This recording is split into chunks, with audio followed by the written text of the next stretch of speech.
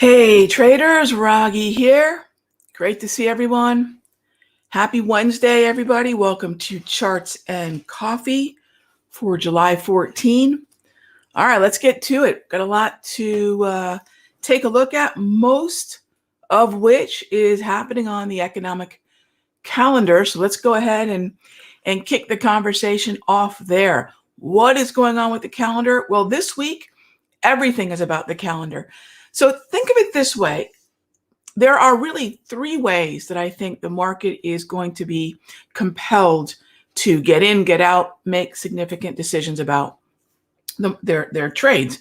And ultimately, what we have to remember is that when we are looking at the market from a technical perspective, right? I'll be looking at, say, the S&P, double green uptrend, fully stacked EMAs, right? Propulsion dots, green grab candles, et cetera, et cetera. The calendar is going to go, oh, cute.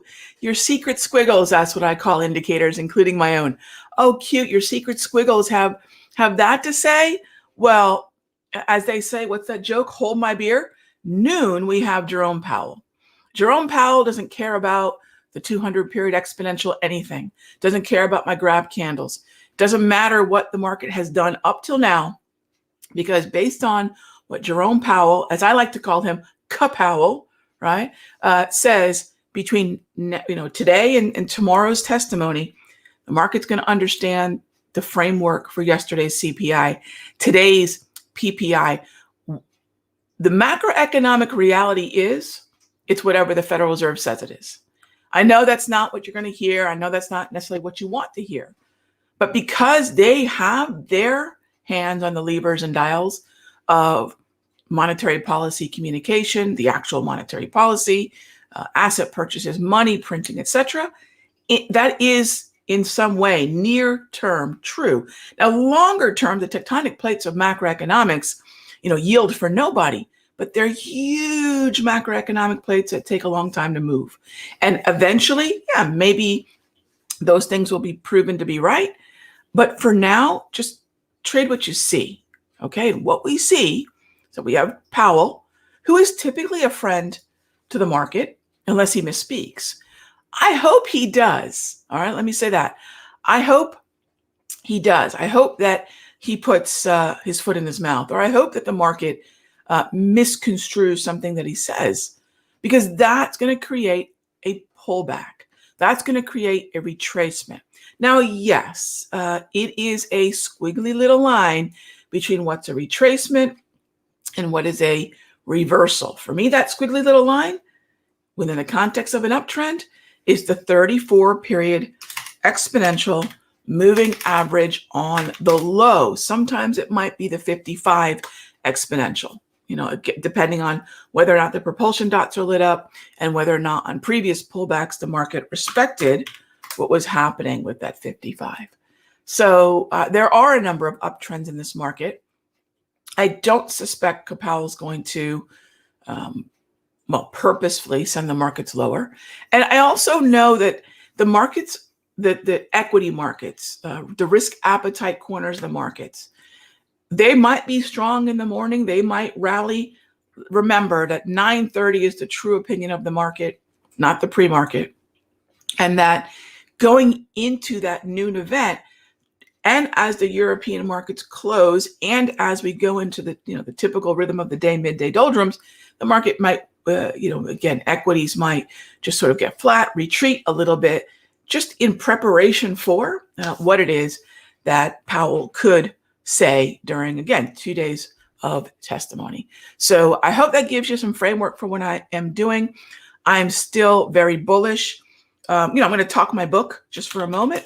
Our current longs are XLV, TLT, and USO. All right, those. So when I say our current longs, those are trades that we've been discussing both in the futures room and in the Sector Secrets Mastery. And just to give you some background, because where you get long matters, right? Where you get short matters. So these are just trades that have been on for a little while. They're not brand new trades. I'm looking forward to putting on some brand new trades. I mean, although you could look at USO, it's fairly recent. That was our window for USO. So we've been long for a minute, right? So if we pull back a little bit, it's not really a big deal. We've already hit targets, actually now our second, and this is, clearly well above any kind of break even. All right, well, what about TLT? Again, if you've been following along with the 1, 2, 3 pattern that I talked about back in March, 1, 2, 3, right? Or sorry, 1, 2, 3, there's your breakout. This has been a market that's been trying to organize into a double green for quite some time. And you can see whether you're looking at ZB, which frankly, that's what I'll look at to trade TLT. This is just a longer term uptrend that I've been in now for a little bit. Now, is this at some point going to pull back? I sure hope it will. Yesterday in the premium or free video, I can't recall, I talked about a concept that a lot of trend traders have to accept when they become trend followers, buyers of the dip. Sometimes the most bullish thing you can be is a near-term bear. I am rooting for the bears, right? Even though I want to be long, I'm rooting for the bears. You guys remember that scene in A Few Good Men where Tom Cruise is talking to Kiefer Sutherland's character? I love that movie. Aaron Sorkin screenplay, fantastic screenplay. So Tom Cruise's character is talking to Kiefer Sutherland's character, and Tom Cruise asks him, is there something you don't like about me? Have I done something to offend you? And I'm speaking loosely, but Kiefer Sutherland's character says something like, he was a Marine, Tom Cruise is in the Navy, and he goes, no, we love you, Navy boys. You always take us where we want to go. I kind of think that way, and why I root for the bears. They are going to take me where I need to go, which is that pullback, that retracement within the context of the trend. So I am a fan of the weakness if we happen to get it. If not, so be it. I'll continue to focus on the long side of those double greens. All right. So with that being said, that is, that's the mode I'm in. That's the outlook that I'm in. We've been saying this for a while, for weeks here in Charts and Coffee. Double green. Please don't fight it. If you're looking to fade anything, try to find the yellow. Try to find the yellow corners of the market. Try to find the markets that are in chop and could fatigue. Notice that, not so surprisingly, the Dow is struggling to move higher. And why is that? And we talked about this in depth in the futures premium video last night. So my futures folks, if you haven't checked that out, do watch it. My sector secrets folks, we're going to do a deep dive into it. The components within the Dow are markedly different than the components within the NASDAQ and the S&P. Not that they don't share some individual stocks and sectors, but NASDAQ and S&P have more in common than NASDAQ and Dow, even S&P and Dow. So when I look at the Dow and I look at what's happening to industrials, and industrials, XLI, they're going to be absolutely affected by the transports, the IYT. This is Dow Theory 101, right? Those of you that are fans of Dow Theory, apart from the market trend, the market cycles, and the adherence to volume, another one of the 6 Dow tenets, one of them is to watch the transports. But transports are absolutely going to affect the industrials. So, keep in mind that transports industrials are going to affect the DIA, but that when you think about what's in the Dow now, financials and tech, industrials aren't even a top 3 sector in terms of weighting within the Dow. But I do suspect it's going to lag what's happening in S&P and NAS, because the corners of the markets that are in fuego right now are tech and healthcare, by the way. All right. So, hey there, James. I've heard you mention rate hikes or something about 50 basis point hike, not drop, hike. So what does that mean for 2023? So the Federal Reserve is preparing the markets for an eventual rate hike. And there's going to be sort of a rate hike that precedes that, which is the taper. Taper is on a rate hike quite literally, but in terms of the effect on the market, when the Federal Reserve stops purchasing the long bond, in other words, purchasing the long bond is designed to keep those rates down. So by keeping the buying pressure on it, the yields are kept in that way sort of artificially low. And so they're going to stop the pace. They're not going to stop asset purchase altogether, but they'll taper asset purchases. So instead of the 60 billion per month, it might be a little bit less. We've seen taper before. Take a look at charts back in 2013. But yes, that the market is right now thinking about what's going to happen in 2023, data depending. So it's 2 rate hikes, 2 25 basis points or quarter point hikes that the market is anticipating the Fed is trying to track towards. All right, loving the automation you put into my trading. My pleasure. Again, I don't do it alone. Huge thanks to Lorna. Huge thanks to Trish, and here helping me out here in my office. So now developing the discipline to wait for my pitches. Gosh, I'll tell you what, PH.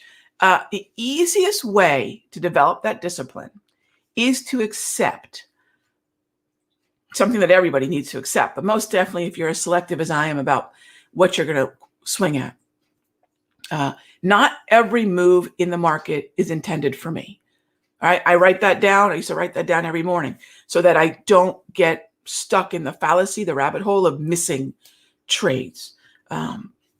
Not every move in the market is going to be intended for me. In other words, my tools, my rules, my time frames, my time horizons, my indicators, right? They're going to deliver very specific opportunities. Again, the pitches that I talk about. And so one person might get an opportunity that just isn't visible on my radar, on my tools. And so the way that I develop that discipline is just accept that, hey, just because a market made a big move doesn't mean, I've been getting a lot of questions about Disney today. The most honest thing I can say is that move in Disney did not even ping on the radar for me. I'm sure for somebody it was a wonderful trade and I'm beyond happy for them, right? But there's nothing there for me to do. That pitch was sort of high and away. It's not something that I can swing at. And that's how I've developed the discipline over the years, just accepting that truth. And then I can be in more harmony and less animosity and less adversarial with the market. It's not out to get me. It just does what it does, and hopefully it does something that works for me. Hey there, Francisco. When can we expect the update of 3.0 and multi-JT? I'll check with Lorna on that. If it's not there now, it should be soon. I mean, super soon. I'd say this week or next, if it's not already there, but I'll have to check with Lorna on that. Thank you for asking, by the way. I am going to have more of the tools that I use on TradingView going forward, for sure, going forward. Okay. Hey, Francisco, Lorna did answer you in the chat, so check out the chat. She did reply to you. All right. They're both done and ready. You need to contact support at simplertrading.com to gain access. Okay. All right. Thank you. Thank you. And next up, Andrew, I can't believe it's Wednesday. I can't believe it's July and the latter end of July already, my friend. I cannot, we just finished up, by the way, our big day trading class. Thank you for those of you that attended the playbook. We still have the Q&A, the big Q&A that I release when the class is done, and the updated chart book, the expanded chart book to accompany the live trading and the slides from the class. So, kind of wrapping that up. And funny enough, Trish and I are gearing up for our next conversation, which really is such a great follow-up to the day trading playbook, which is, what do I do with the rest of my day? Okay, Rod, got it. You trade the first 2 hours of the day. Then what? Golf? Sometimes. But actually, I start scanning longer term time frames for swing trades, which is, what we do in the Sector Secrets Mastery, by the way. That's a big part of what I do there. So what is it? It's simplertrading.com/sector for those of you that want to join our think tank over there. But that's what I do at the second half of the day. And we'll be talking more about that come, I think, August. So really excited about that. Yeah, so I can't even believe we're wrapping up July. I feel like we're almost wrapping up July. All right, so Dan says smashing the like button. Thank you very much, Dan. Smashing the like button. I love it. I love it. Thank you. Thank you. All right, so next question. Hey there, BJ. Do I have a course that shows how to use the indicators I've offered on my chart? BJ, yes, it depends on how you want to trade. Day trading, end of day trading, what your preferred time horizon and time frames are. If it's short term, I just finished that playbook class. And if it's slightly longer term, you might want to check out what I do in the mastery. Just depends on what your objectives are and your preferred time frame. Okay. All right. Next up, Ravi asked TLT and big. Okay, sure. So again, had a lot of questions about TLT yesterday. This is a long position that we've been talking about in both the sector secrets and the mastery that dates back to the 1, 2, 3 pattern that completed in March. All right. So please know, this is just following through on a plan that was already confirmed by a 1, 2, 3 breakout, 1, 2, and actually on the ZB futures. And then we've organized above the wave, we've organized into double green. And so now I'm just buying dips because that's all I can do. That's all I want to do in a double green. The movement lower, like yesterday's, is going to be an opportunity, an aggro, but an opportunity all the same. Until we go yellow or double red, I'm actually not allowed to short. Could the market head lower? Of course it could. And at that point, I'll be stopped out. There's always that one last trend trade. This is another thing that trend traders have to accept. We could follow the trend on 2, 3, 1, who knows how many pullbacks. But at some point, the market will transition into chop, and that chop could then culminate into a downtrend or even a wider chop, which ultimately could stop me out. But in the meanwhile, I'm not going to look at moves lower as a reversal. I'm not allowed to within the context of double green. That means that even though we might have a top in place, I don't know, but even though we might, I'm going to continue on with the approach that is my rules of buying dips and double greens. It's worked really great on the indices, right? So let me just at least give you some insight. It's worked really great on indices. It's worked really great on the SPYs and the Qs. But I had to stop doing it on the Dow. You see what I mean? There's your transition. The Dow is actually flirting with going back to double green. But notice that time on the second row of the JT multi that went yellow. That's where buy the dip, not so much the main goal, right? So I let the structure of the market, a la Charles Dow, dictate what it is I can do. All right, so there's TLT. And then finally, BIG. So BIG is not a name that would end up on my radar for a trend follow. However, since you asked, although this is likely not something I will do, but here I've got my Darvis. I've got a Darvis signal in here. I'd say somewhere between where this VWAP is, which is your first of the year VWAP, Darvis right here, and the 200 exponential below that, I'd say somewhere in this area around, say, $60 to $59, even $58, you're going to have a support level, hopefully an oversold support level. And one really effective way to confirm that would be with a ready aim fire or a slow stochastic. As you want to see that oversold. Now, why oversold? Well, look at the trend that preceded the chop. And we've been chopping since April. Let's keep that in mind too. But the trend that preceded the chop was up.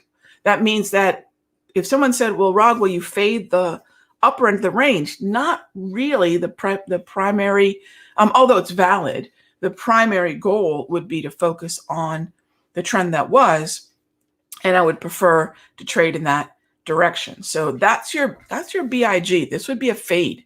This would be what we call a distribution fade. Distribution is the market trend. Fade is the strategy. Okay. All right. So, gang, just like that, I cannot believe the 20 minutes just flew by. So as always, thank you for the questions. Thank you for being here. with me for Charts and Coffee every single morning, 9 a.m. here at the Simpler Trading YouTube channel. I'm going to head on over to the mastery. I know some of you are going to head on over to the futures room or to the options room or whatever mastery you are subscribed to. Check out simplertrading.com. Check out the memberships. We have a lot of different masteries, many different rooms. You can find the fit that's right for you. All right, gang. Thanks for being part of the community. I'll see you mañana.